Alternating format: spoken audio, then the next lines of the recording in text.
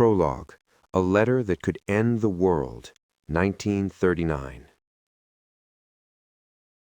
In the late summer of 1939, a letter crossed the Atlantic Ocean that would change the destiny of the United States and perhaps humanity itself.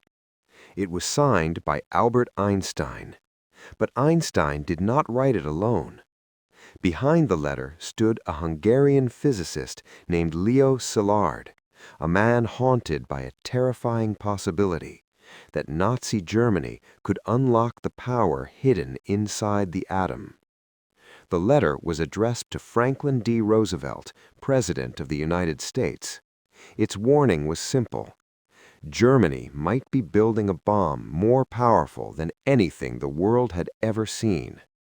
Roosevelt read the letter carefully. He reportedly turned to his aide and said, "Alex, what you are after is to see that the Nazis don't blow us up."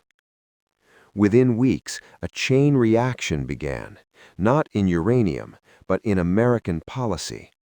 The United States would begin secret research. It would eventually become known as Manhattan Project. But before the bomb, there were doubts. There were moral battles. There were refugees fleeing tyranny. There were young American soldiers who had no idea what was coming. This is their story. Chapter 1.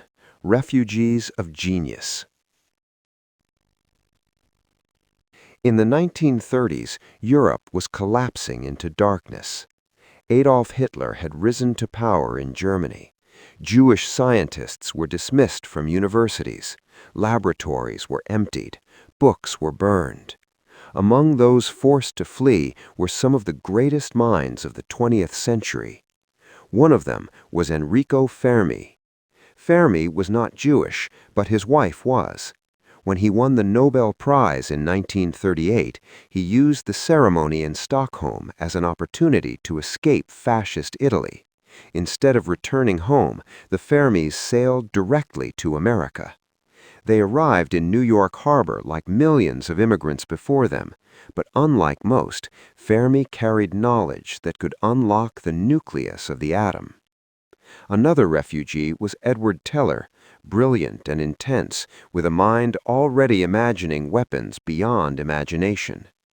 The United States became a sanctuary for displaced scientific brilliance.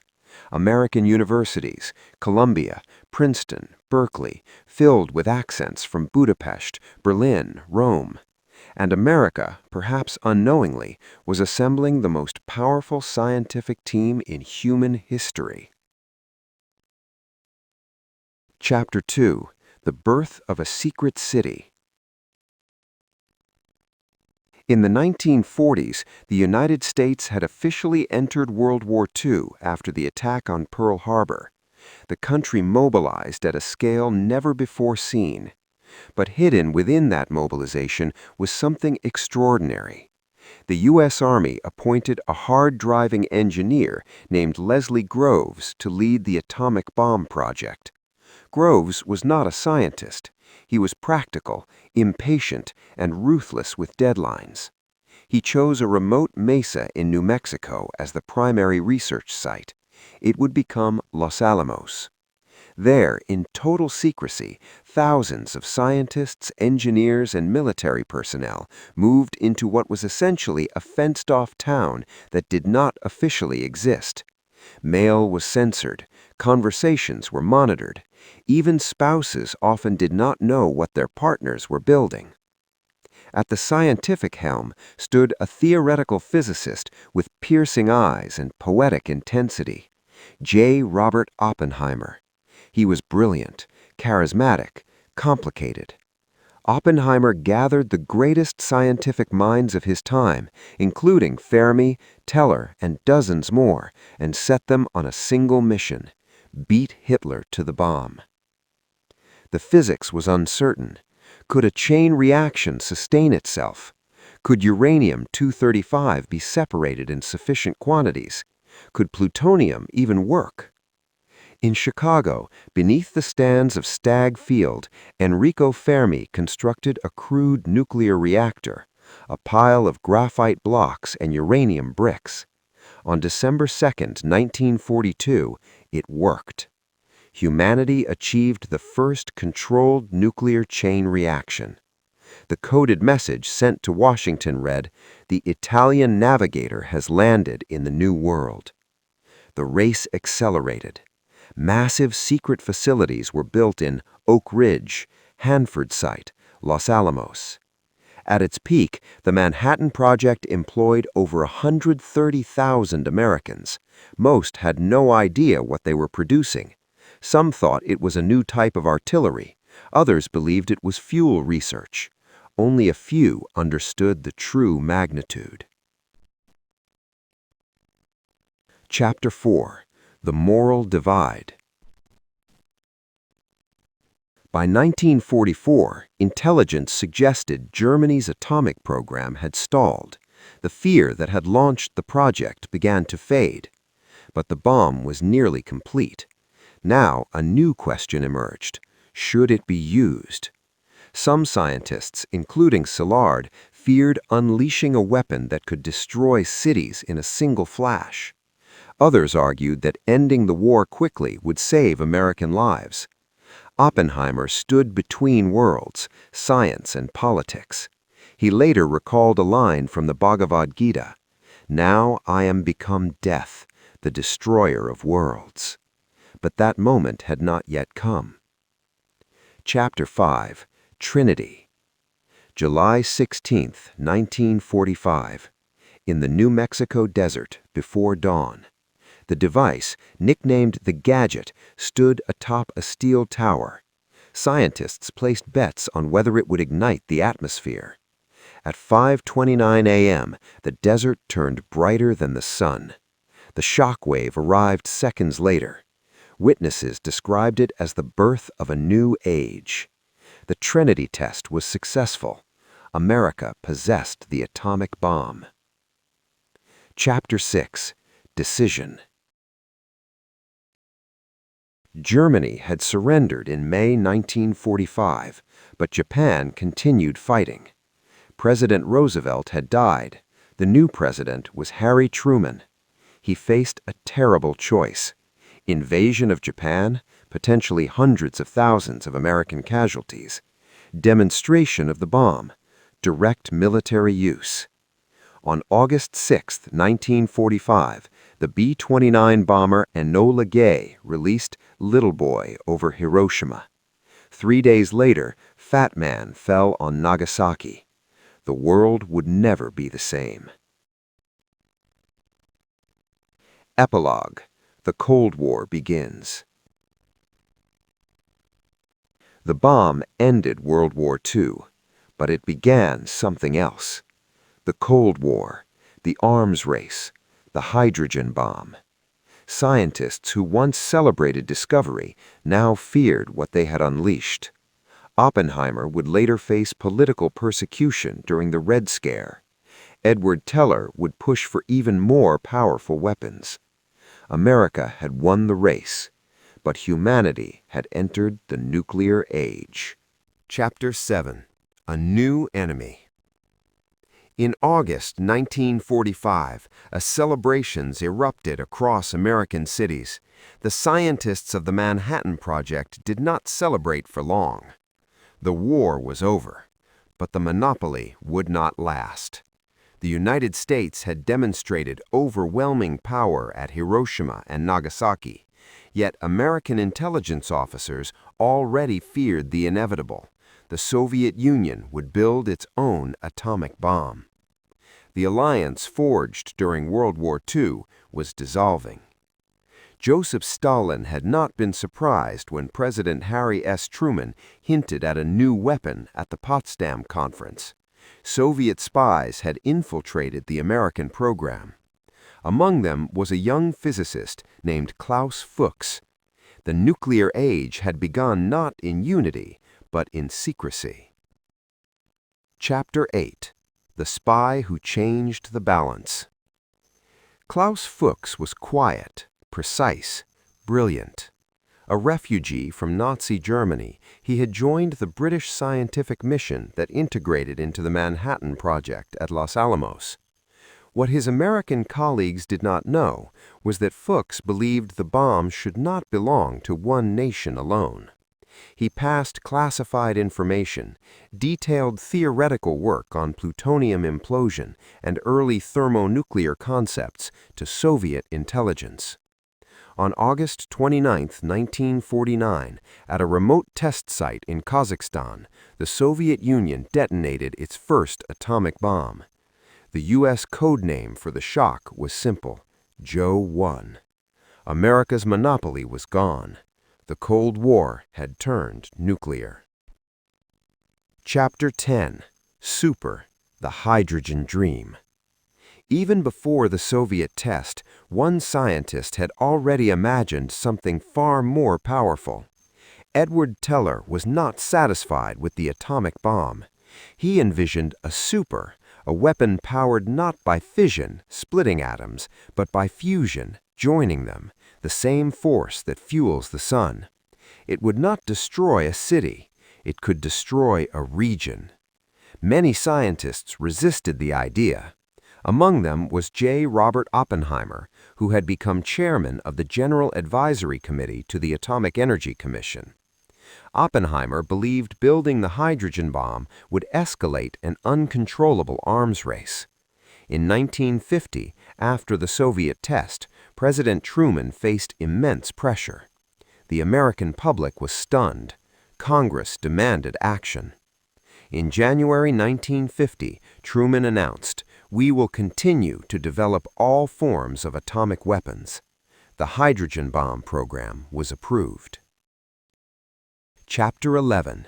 The Fall of Oppenheimer. As America raced ahead, political paranoia intensified.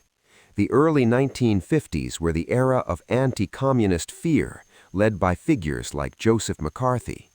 Oppenheimer's past associations with left-wing intellectuals came under scrutiny. In 1954, he faced a security clearance hearing. The proceeding was humiliating. Edward Teller testified that while Oppenheimer was loyal, he would feel more secure if public matters were in other hands.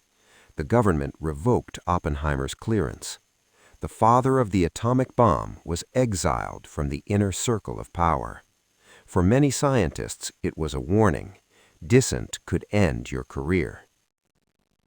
Chapter 12. The Missile Gap. The Cold War intensified.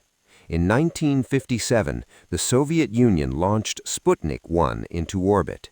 Americans were stunned. If the Soviets could launch a satellite, they could deliver nuclear warheads across continents. The era of intercontinental ballistic missiles began. The arms race expanded beyond bombs, strategic bombers, submarine-launched ballistic missiles, early warning radar systems. The United States responded with NASA and a renewed scientific push. Nuclear weapons were no longer experimental. They were strategic doctrine. Chapter 13. The Cuban Missile Crisis. In October 1962, the world came closest to nuclear war. American spy planes discovered Soviet nuclear missile sites in Cuba. President J.F. Kennedy ordered a naval blockade. For 13 days, the world held its breath. Soviet Premier Khrushchev and Kennedy exchanged tense messages. Military commanders on both sides prepared for launch. One Soviet submarine commander nearly fired a nuclear torpedo when depth charges signaled conflict. It was stopped by one officer, Vasily Arkhipov. History hinged on a single decision. Ultimately, a compromise was reached. The Soviets would withdraw missiles from Cuba. The U.S. would secretly remove missiles from Turkey. The world stepped back from the edge. Chapter 14. Living Under the Bomb. By the 1960s, nuclear weapons were woven into American life. School children practiced duck and cover drills. Fallout shelters were built in basements. Highways were designed with evacuation in mind. The doctrine of MAD, mutually assured destruction, became official strategy. The logic was chilling. If both sides could destroy each other completely, neither would dare attack. Peace through terror. Chapter 15. A Scientist's Regret. In later years, Oppenheimer reflected on the moment of Trinity. He had quoted the Bhagavad Gita, "Now I am become death." But history is rarely simple. Some historians argue the bomb prevented an even bloodier invasion of Japan. Others argue alternatives were possible. The truth lies tangled in military estimates, geopolitical calculations, and human fear. What is undeniable is this: the United States reshaped global power permanently, and the scientists who unleashed atomic energy could never contain its political consequences. Epilogue: The Long Shadow. The Cold War would continue for decades. Nuclear treaties, proxy wars, arms reduction agreements, near misses, and hidden crises. But the atomic age, born in secret in New Mexico, still defines global strategy. Today, thousands of nuclear warheads remain on alert. The questions first asked in 1945 remain unanswered. Can humanity control its own destructive genius? Does deterrence truly guarantee peace? Or is survival simply luck? Repeated, fragile luck. Chapter 16. Vietnam and the Global Chessboard. By the mid-1960s, the Cold War had moved from deserts and islands to jungles and rivers. The United States' focus was no longer only on missiles and bombs, but on preventing the spread of communism in Southeast Asia. The Vietnam War was a crucible for America's military, its technology, and its political will. Nuclear weapons remained central in global calculations, not for direct use, but as a psychological backdrop. Saigon and Hanoi were worlds away from Los Alamos, yet their fates were tied to nuclear diplomacy in Washington and Moscow. American generals debated nuclear contingency plans in top-secret scenarios. They feared a local conflict escalating into a global nuclear confrontation. At the same time, Soviet leaders watched American escalation carefully. Every military move in Vietnam was also a message in the nuclear chess game. The lesson was clear. Conventional war had limits. Nuclear strategy set boundaries no army could cross. Chapter 17. The Nuclear Family and Everyday Fear. While governments maneuvered on the world stage, everyday Americans lived with the constant shadow of annihilation. Duck and cover drills were still common in schools.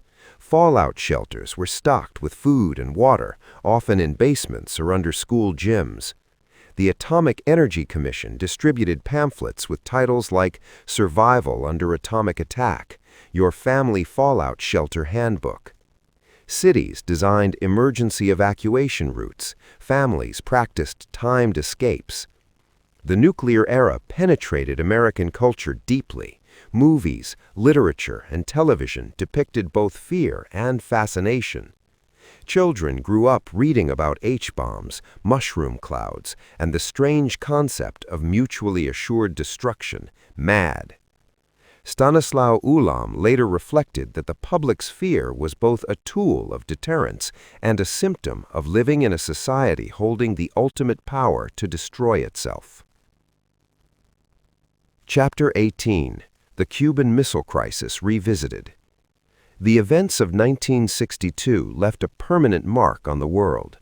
Leaders understood that even a misunderstanding could trigger global annihilation. Kennedy's negotiations with Nikita Khrushchev were studied endlessly in Washington.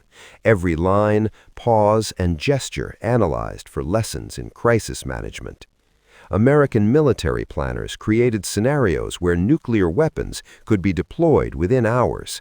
Satellites and radar systems became the eyes and ears of deterrence. By the late 1960s, nuclear war had become a carefully maintained tension, a terrifying game of brinksmanship. Chapter 19: The Star Wars Program. In the 1980s, under President Ronald Reagan, the Strategic Defense Initiative, nicknamed Star Wars, proposed missile defense systems capable of intercepting ICBMs. Though largely untested, SDI represented a psychological shift. America was moving from passive deterrence to the possibility of defense. The Soviets responded with skepticism and massive countermeasures. The technological stakes were immense. Lasers, satellite tracking, and computer-guided missile interceptors became part of military planning. The nuclear race had transformed into a contest of science and engineering, a continuation of the Manhattan Project's legacy, but at a scale unimaginable in 1945. Chapter 20: Accidental Terrors. Despite decades of planning, accidents were inevitable. In 1961, a B-52 carrying nuclear bombs broke up over Goldsboro. One bomb nearly detonated.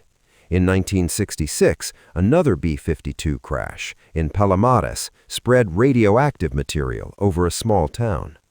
False alarms and intermediate radar signals triggered moments of panic during the Cold War. In some cases, only human judgment prevented catastrophe. These events emphasized a harsh truth: nuclear weapons were not just political instruments, but inherently dangerous machines requiring constant vigilance. Chapter 21: The Soviet Collapse. By the late 1980s, internal pressures and economic stagnation were weakening the Soviet Union. American leadership, combined with arms control treaties like SALT I and II, helped stabilize tensions. By December 1991, the Soviet Union had dissolved. Its nuclear arsenal was inherited by the Russian Federation. The Cold War was over, but nuclear weapons remained. America and Russia maintained large stockpiles, and fears of proliferation began to rise globally. The Manhattan Project's legacy had transformed from a wartime emergency to a permanent feature of international relations. Chapter 22: Modern Shadows. Into the 21st century, the nuclear age continues. North Korea and Iran emerged as nuclear concerns. Terrorist groups sought materials for radiological weapons. Cybersecurity became essential, as nuclear systems could be targeted digitally. Meanwhile, the original scientists, Fermi, Teller, Oppenheimer, and others had passed away, leaving a complex legacy. Weapons of unimaginable destructive power, scientific achievement of historic scale, ethical questions still unresolved. The world they helped create remains one of fragile peace, enforced by logic, fear, and chance. Epilogue: Humanity's Choice.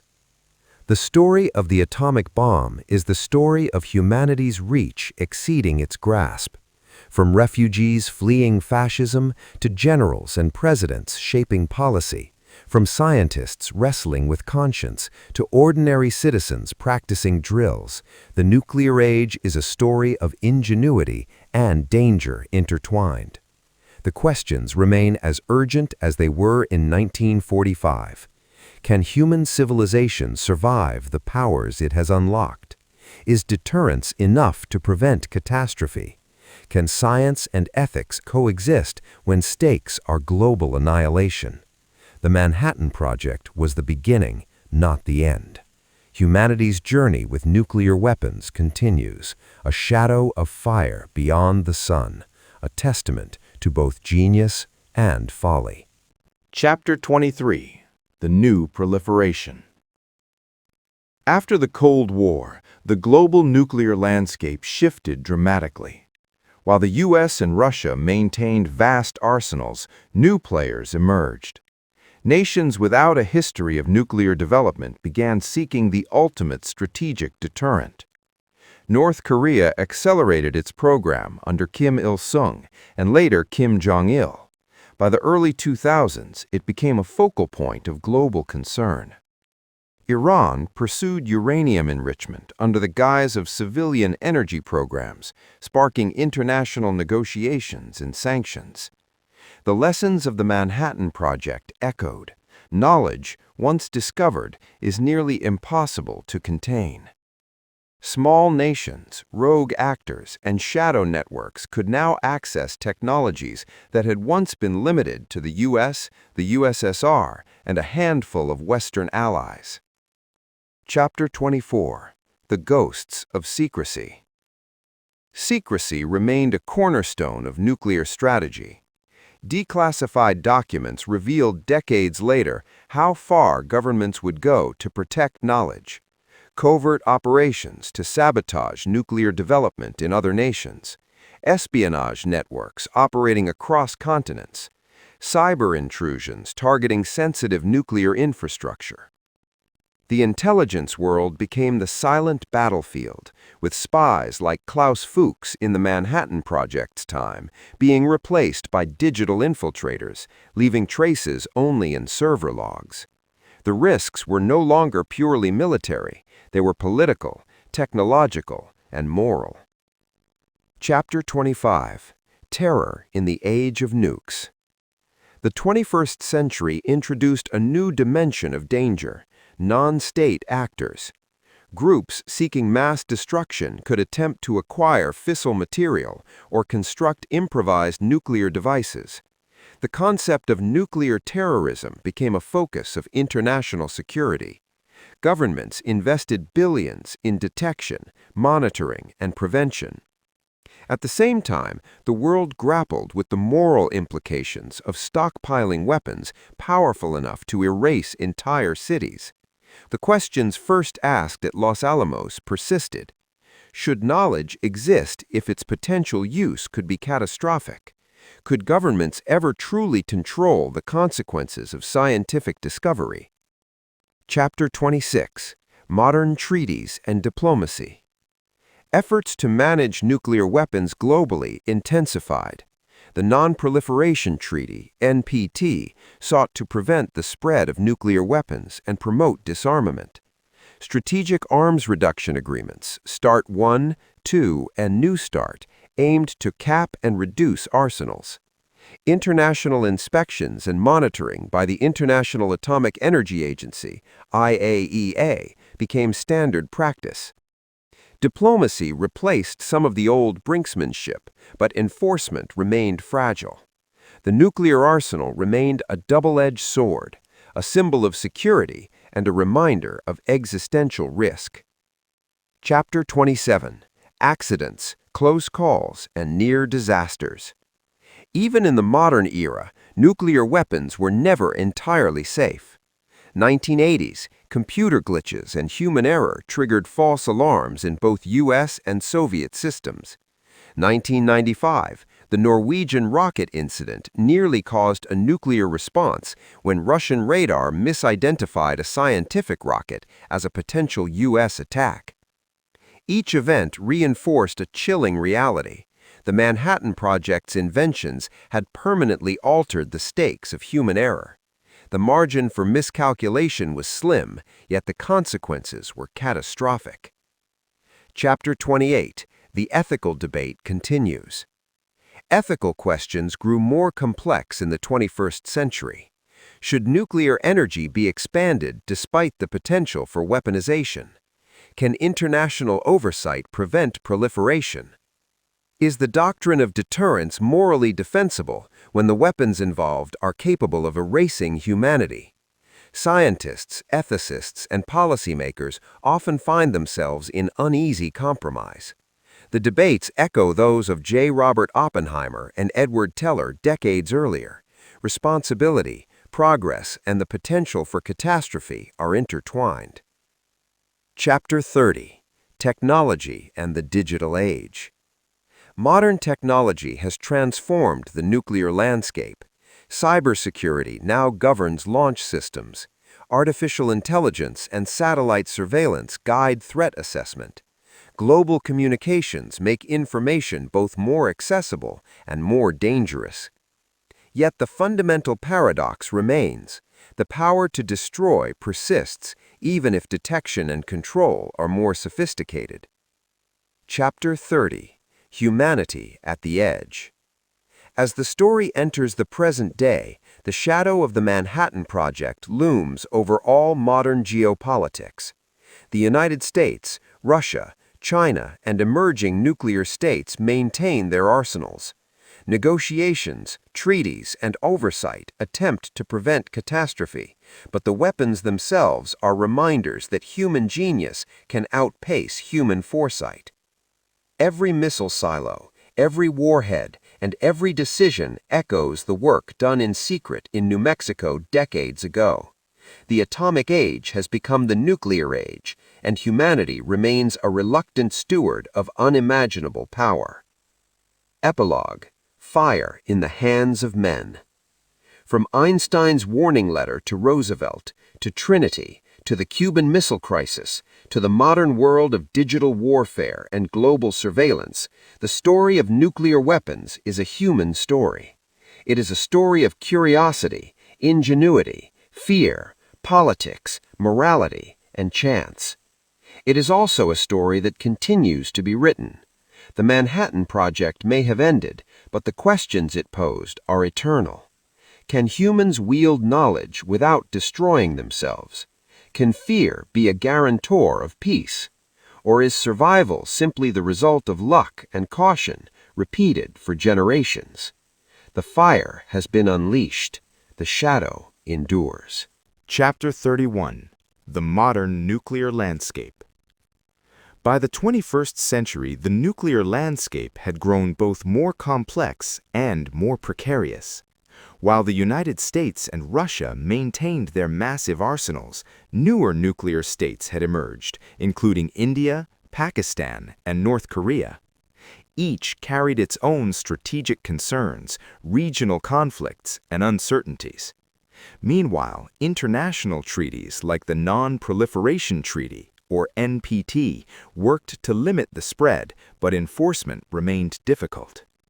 New technologies also introduced unpredictable threats: cyber warfare, artificial intelligence-driven systems, and the possibility of accidental launches.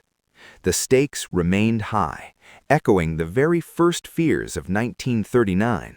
Knowledge of the atom could save or destroy civilization. Chapter 32. Rogue States and Shadow Networks. The proliferation of nuclear capability beyond traditional powers created new risks. Iran and North Korea became focal points for diplomatic and intelligence attention. Secret programs, clandestine smuggling of fissile material, and the threat of nuclear terrorism added layers of complexity. Unlike the controlled Manhattan Project, modern proliferation was decentralized and unpredictable. It became clear that the lessons of Los Alamos were now global. Chapter 33. Technology and the New Threats. Nuclear weapons no longer rely solely on human command. Automated defense systems, satellite surveillance, and AI-assisted launch protocols increased both efficiency and risk. A miscalculation, a software bug, or a cyber attack could trigger catastrophic consequences. The nuclear age is now a hybrid of science, politics, and technology, a precarious balance maintained by vigilance and diplomacy. Chapter 35. The Hope for Disarmament. Despite the dangers, there is hope. Efforts to reduce nuclear arsenals continue through treaties such as New START and global movements advocating for complete nuclear disarmament. International collaboration, transparency, and diplomacy have prevented conflicts from escalating into nuclear exchanges. Civil society, global awareness, and advocacy work remind the world that humanity can choose restraint over destruction. The question is not whether we have the technology to destroy ourselves. We do. The question is whether we have the will to survive responsibly. Chapter 36. Reflections on Human Genius. The story of the Manhattan Project began with a letter from Einstein warning Roosevelt of a dangerous new discovery. It spanned decades, encompassing the creation of atomic weapons, the moral struggles of the scientists who built them, the Cold War, the Cuban Missile Crisis, and near catastrophes, modern proliferation and technological risks. Throughout, the common thread is human genius, capable of creation and destruction, brilliance and folly. The atomic bomb was not only a scientific achievement, it was a mirror reflecting humanity's capacity for both greatness and catastrophe. Chapter 37. A Hope in Our Hands. The nuclear age is neither past nor complete. Its legacy endures. Deterrence policies, international treaties, global ethics debates, scientific responsibility. Humanity has inherited the fire of the atom. How we choose to use, control, or abolish it will determine the future of civilization. The Manhattan Project was a beginning, an inflection point where knowledge changed the world forever. Today, the story continues, and the ultimate conclusion depends not only on scientists, but on the collective wisdom and conscience of humanity. Final Epilogue. From Trinity to Tomorrow. From the first controlled chain reaction under Chicago's stadium stands to the bombs over Hiroshima and Nagasaki, from the Cold War brinksmanship to modern proliferation challenges, the nuclear age has been a story of brilliance and terror intertwined. The shadows cast by that first chain reaction stretch far into the future.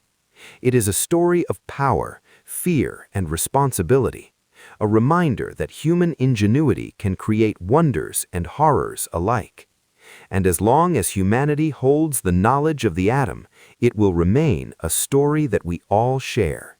The story of the fire we hold in our hands and the choice we must make every day, to destroy or to survive.